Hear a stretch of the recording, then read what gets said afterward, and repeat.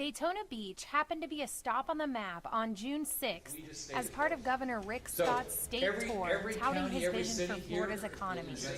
Hundreds of Republicans sat and listened to his uplifting speech regarding new jobs. First off, what we've done is we've made sure we funded... chairman of the board, called the assembly for coming today to our luncheon, which is being hosted by the Daytona Regional Chamber of Commerce and the Tiger Bay Club of Volusia. This is our 10th year that we have been doing these co-hosted events.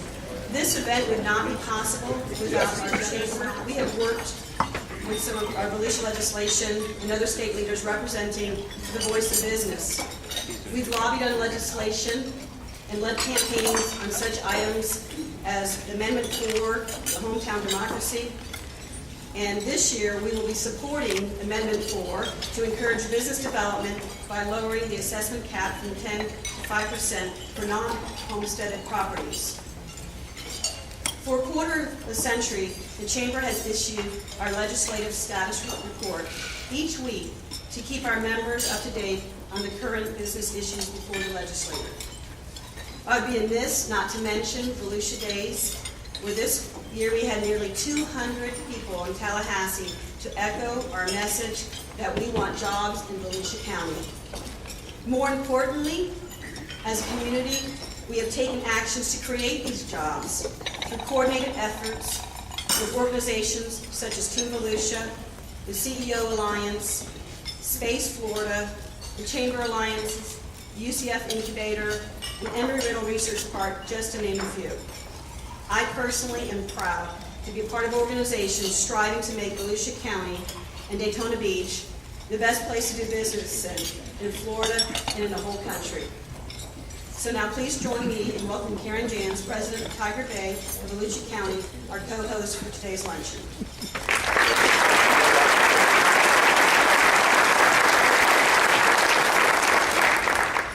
What a wonderful crowd. I think this is terrific.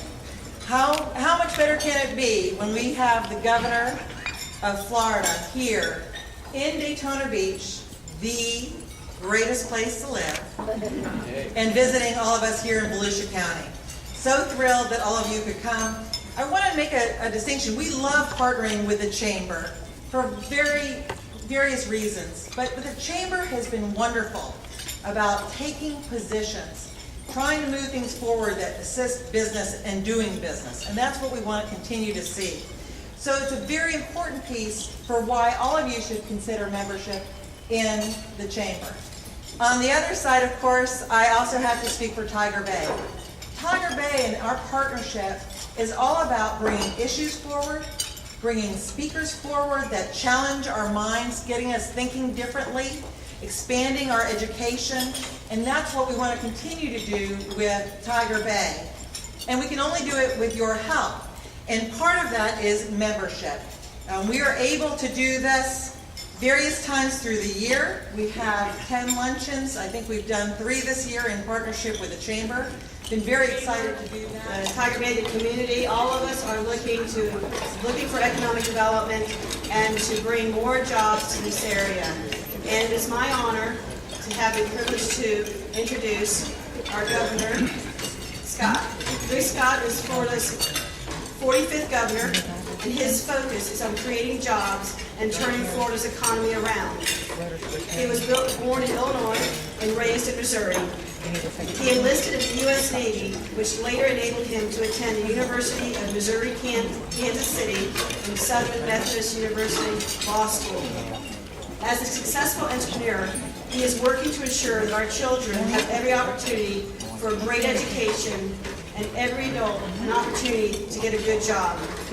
He is phasing out the business tax, providing property tax relief, expanding education options for children, encouraging economic development statewide, and reforming state government to run more efficiently and effectively for the people of Florida. He later worked for a law firm in Dallas, Texas, where he specialized in healthcare mergers and acquisitions. And it was here that he pursued the ways and means to improve hospital efficiency, lower cost, and focused on better outcomes for patients. In 1987, he started Columbia Hospital Corporation, which advocated for free market principles of choice, competition, accountability, and personal responsibility in healthcare. In 1997, he left Columbia, which had grown to employ more than 285,000 people, making it the seventh largest U.S. employer. Before moving to Tallahassee, he and his wife Ann lived in Naples, where they volunteered with the United Way National Board and with World Vision to enhance primary health care systems in low-income countries overseas. Please join me in welcoming Governor Rick Scott. It's great to be here. Looks like it's going to not rain all day. Although it's interesting traveling the state. The last 2 days I've traveled in smaller communities, and I can tell you the counties, water is a big deal. They would not complain about any rain at all. Baker County, Hamilton County, Columbia County, they care about needing more water. So it's it's a real honor to be here, and it's nice to be here with Senator Lynn. I guess you've been in office for how long? 18 years in this state. Congratulations. So we've got to find the next journey for Senator Lynn. And Representative Buchel, thank you for, these are individuals that work their tail off on your behalf, doing the right thing. And so good luck with, I guess you're going to move up, or you're working on it, right? So good luck. And Fred, thank you for all your hard work. The first time I met Fred, he said we had met right after I won the primary, and he said he wanted to do all these hard things. He says, "Yeah, I did that, and I got attacked for that. I did that. Yeah, I did that. I did that." So he's willing to take on all the tough issues. So good luck in your race. And then the sheriff. Sheriff Johnson makes sure that I don't forget anything I'm supposed to be doing. He calls early and often and makes sure that we do the right thing with regard to law enforcement. We've had the opportunity to work on probably the biggest thing we've done is pill mills, but the sheriff has been a big help. If you ever decide to run for governor, and hopefully no one runs next time, if you do run for governor, you have the opportunity to meet great people all across the state that really have a positive impact. You think they just have an impact in their area, they don't. Those four individuals have had an impact all across the state, so thank you very much. And then another individual that is, I just want to recognize, not elected official, but Maury Husseini. I got to know Maury during my campaign. He's on the Board of Governors. A nice, easy job, no politics. But, we're trying to do the right thing on higher ed, keeping the cost down so people can afford higher education, making sure we constantly raise the bar, do a lot of things that Embry-Riddle has done by building an international reputation. And we're trying to do the exact same thing with all of our universities, and Maury has done a great job.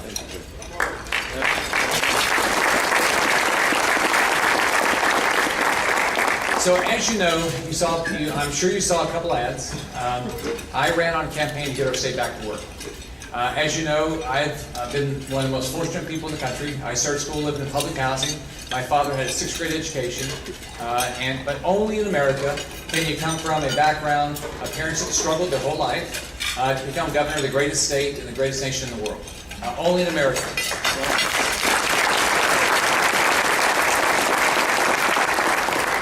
And what's allowed us to do that is the free market. It's capitalism. Government doesn't create jobs. Businesses create jobs. Businesses are the ones that are going to turn this economy around as long as we treat them with respect. Now, everybody in this room, you buy things. Very few people say, I'm only going to buy things made in America. But what they will say is, I'm only going to buy things if I can get a great price. Because typically, every product or service you buy, there's 2 or 3 or more competitors. So when you find that product or service you want to buy, then you go to price. So none of you say, oh, I'm going to pay more money because that company's headquartered in a high-tax city, state, or country. None of you say, I'm going to buy from that company because it takes a long time where they're located to get a permit, which costs them more money. Or because they have regulations they have to comply with that cost them money. It causes their cost of doing business to be higher. None of us do it. Now, If we make this the place, if we make our communities, our cities, our counties, our state, and our country the best place in the world for businesses to prosper, then we'll do the most important thing we can do for families. We each have a moral responsibility as elected officials to create an environment where businesses can prosper so businesses can hire more people. The biggest issue we have in the world right now is people need jobs. You can't build your family, you cannot afford any safety nets, you can't afford education, you can't afford law enforcement, you can't afford any of these things if people can't get to work. Because if people can't get to work, it doesn't matter what your tax rates are. There's no taxes. Now, your state government is funded with sales taxes and property taxes. My goal is to create an environment where so many people want to do business in our state that we can constantly reduce our taxes but still have all the safety nets we need. So what have we done? I've been governor for 17 months, and with the help of your legislature and your elected officials have had a dramatic impact on getting these things done. But first, let's talk about taxes. We've reduced the business tax. We have a lot of good things going on in Florida, but we have to constantly understand that we are competing. We're competing with 49 other states, and now we're competing with people who say, you know what, I'm okay, I'll move to China, or I'll move to Vietnam, or I'll move to India, and I'll open my business there. So if it's better for them to do business there, and you'll buy their product, they're going to do it. So step one on taxes. We've reduced the business tax. We don't have a personal income tax. Excuse me, but why are you urging the roles of our voters in the state of Florida and taking away the vote from citizens 1 later? Thanks so much. So the first thing we've done is we have a no income tax, we have a low business tax. But if we put ourselves in a position that we have no business tax, then think about what's going to happen. All right? Step one, businesses will flock here. So we cut the business tax out for 2/3 of the companies that were paying it. On top of that, permitting processes. We put agency heads in that looked at how long it took to get permits. Now, if it's something that we shouldn't give a permit for, we're not going to do it. But it's something we should, we'll do it promptly. So now it takes 2 days to get a permit or a license from the Department of Business and Professional Regulations. 64 days to get a permit from the Department of Environmental Protection. Regulations. There's regulations that strangle businesses. Local regulations, state and federal. So we're in the process of eliminating 1,100 regulations that just strangle businesses. It's not things we need, but it costs you money. On education, we said we're going to make sure that our principals can keep the best teachers. So we said we're not going to have tenure any longer for new teachers. We're going to start the process of merit pay so we can keep the best teachers. And this session, we're able to increase the amount of funding for K through 12 by $1,068 million.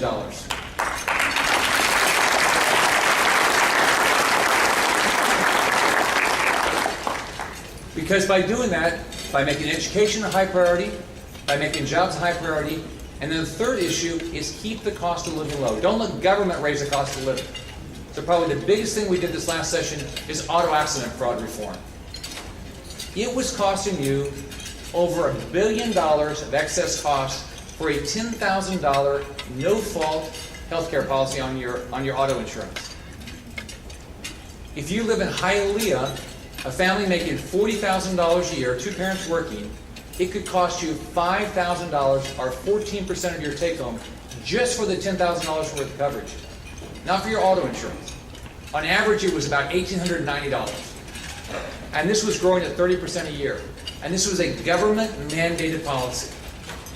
So we got that passed. It wasn't easy. We got it with 2119 in the Senate, but we got it done. So these are the things, and guess what happens? It works. Our unemployment's gone from 11.1 to 8.7. It's the fastest drop of unemployment in the country other than one state. The number of people on unemployment when I took office was 568,000. It's now down to 340,000. Now if you decide to go on unemployment, you go online, you do a job skills assessment. If you need training, we have training for you, but you also look for a job each and every week. Right? We're also number 2, according to Chief Executive Magazine, as the best state to do business. Although one state is ahead of us, Texas. Now I let Governor Perry know every couple of weeks that his time's up. He's had 8 good years. It's our turn.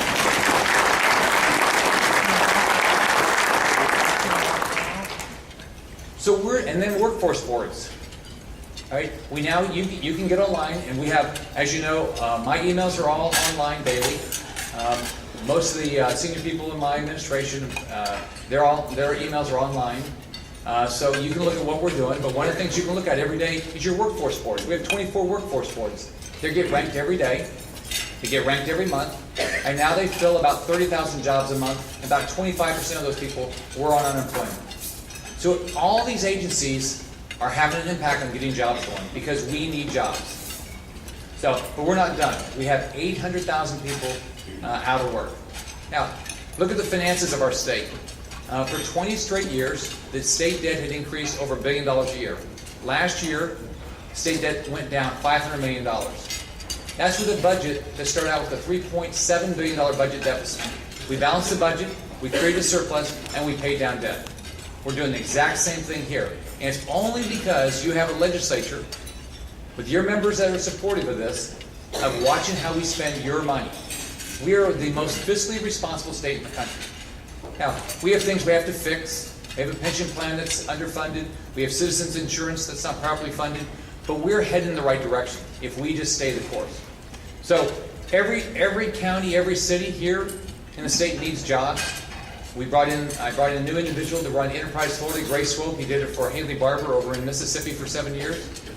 He's working with our local economic development teams to try to get companies to expand here that are already here and get companies that aren't here to move here.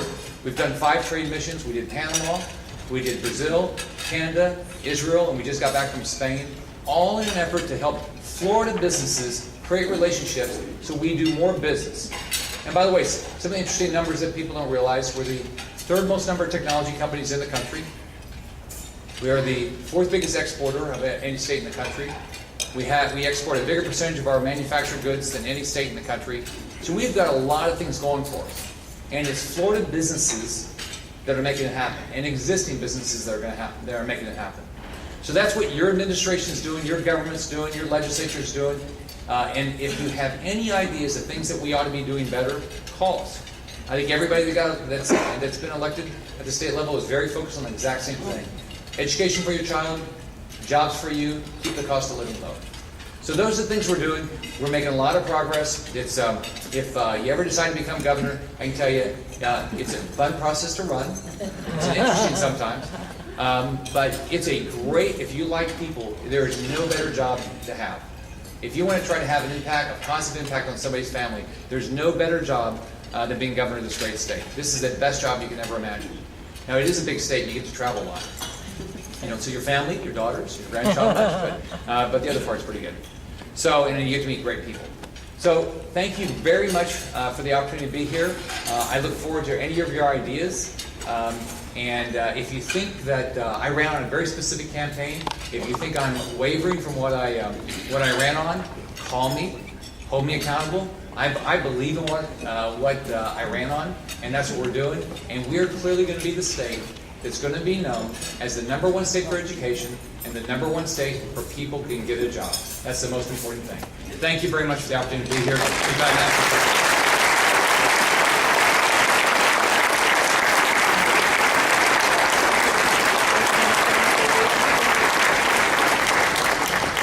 Well, we're so excited again that the governor is here with us. We do have an opportunity to ask questions. It is a 1 question only. I know how we love to explain our positions, but I think it's just 1 question only. We have mics. I'm going to ask them to hold their hand up. So we've got Maureen has got it. Todd's going to have a mic. And Jim Cameron is somewhere, I think, out there.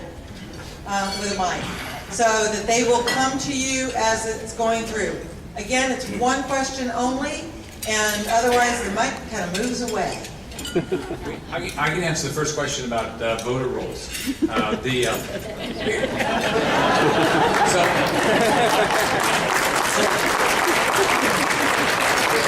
So if you're ever the governor, you know, one thing you do is you do an oath of office. Okay, I'm required to uphold the laws of the state. I don't get to pass a law. I have no right to pass a bill.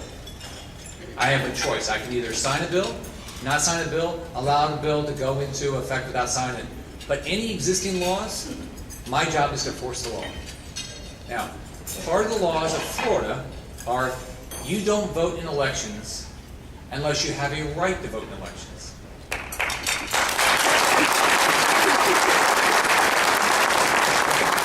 My expectation is I represent the voters of this state, those that have a right to vote. I don't want your vote to be diluted. You should know, like, if somebody passes away, should they get to vote? No. Okay? Well, it's incumbent upon us as elected officials to make sure that doesn't happen. Right? So what we're doing with it, well, what the Secretary of State's office is doing is making sure people know, you know, who they should be checking to make sure people have a right to vote. That's what you should expect. If you're a voter, that's what you should expect. If you're a candidate, that's what you should expect. If you travel the United States and talk to people that run for office, it's nice if you have a landslide. It's nice if you have nobody who runs against you. However, so many races are won by a few votes. I was talking to a congressman the other day from Michigan, and he's been a congressman for quite a few years. He won his first race by 72 votes. So it matters. Every vote matters. My suggestion to everybody is go register to vote if you have a right to vote, and go vote, vet candidates, hold them accountable. But don't expect in the great state of Florida that you can vote when you don't have the right to vote. And that's the law of this state, and I'm going to enforce it.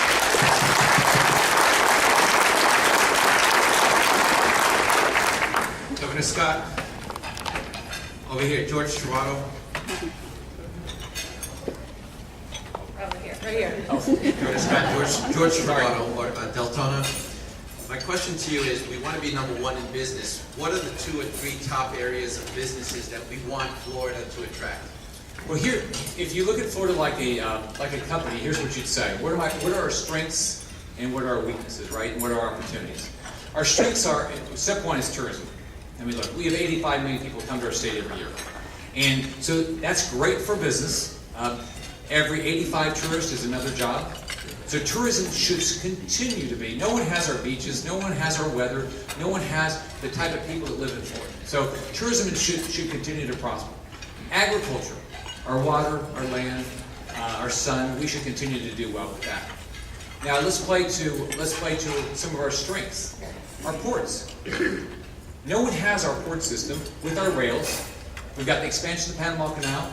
We've got the expansion of the economy of Central and South America. So our ports are a big opportunity. Take the Miami port by itself. And we've got these opportunities all around the state. The Miami port by itself, when it gets dredged to 50 feet, it'll be dredged just before the Panama Canal is. The Panama Canal is not going to be finished until the spring of 2015. It will be finished in 2014. That's 30,000 more jobs right there. Our ports are a big opportunity. Now, around our ports, what's going to happen?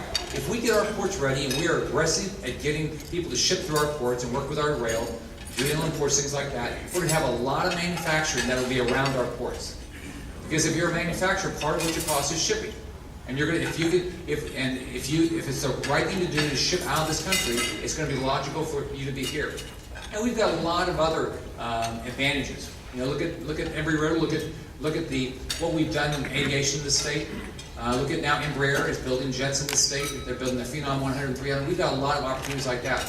But if you play to our strengths right now that are big opportunities, it's the talent we have here, it's tourism, it's agriculture, it's our ports, it's manufacturing that's going to ship out of our ports, on top of all the other opportunities. That we'll never, none of us sitting here could say, we know exactly where the opportunity is. Or we'd know we'd go get the next individual to start Facebook or the next individual to start Google.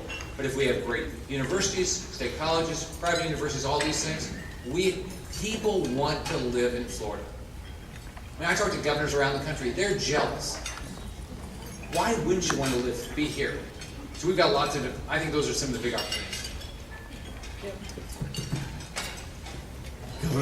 Governor Scott, in connection with your job recruiting, I understand you make cold calls every single day, and we appreciate that.